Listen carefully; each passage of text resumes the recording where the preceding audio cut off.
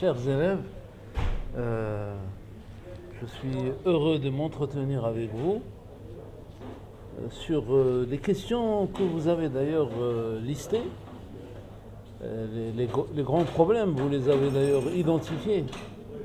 Problèmes d'environnement, problèmes conflits régionaux, internationaux et autres. Vous savez, moi ce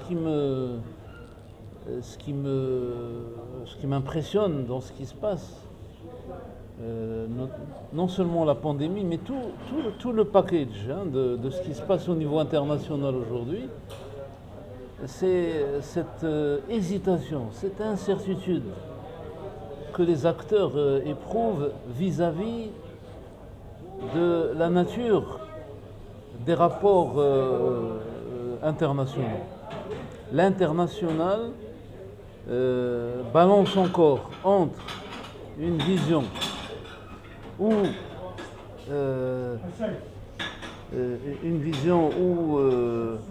l'État reste central, où l'État reste l'entité centrale de la société internationale, et une autre vision où il y aurait déjà les éléments d'une gouvernance mondiale, d'un gouvernement international, d'une organisation internationale.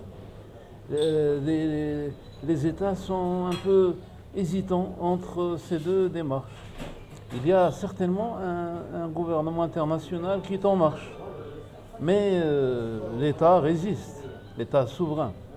Et pas simplement du fait de ce que les États font ou veulent faire, mais aussi du point de vue des sociétés.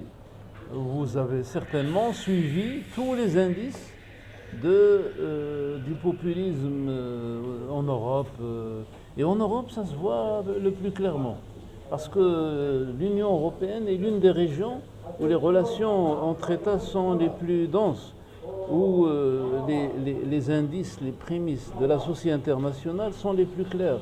Et pourtant, c'est aussi un des lieux les plus forts où s'exprime cette contradiction entre la souveraineté nationale et cette logique de la coopération internationale, le gouvernement mondial, comme disent certains théoriciens des relations internationales. Voilà, moi ce qui me retient le plus quand je travaille sur les relations internationales, c'est cette expectative des acteurs internationaux face à ces deux tendances lourdes. Et je vous convie à l'intégrer dans vos analyses et dans vos débats. Heureux de m'être entretenu avec vous et je m'excuse pour la brièveté de l'intervention. À une autre occasion, Inch'Allah. Ça va.